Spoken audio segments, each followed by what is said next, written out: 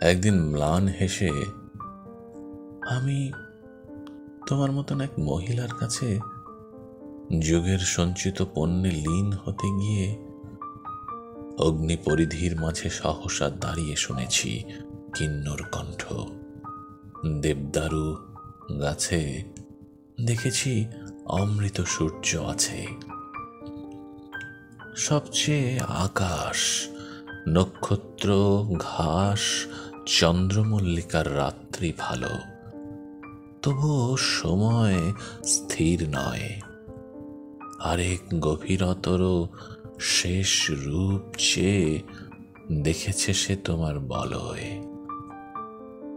এই পৃথিবীর ভালো পরিচিত রোদের মতন তোমার শরীর।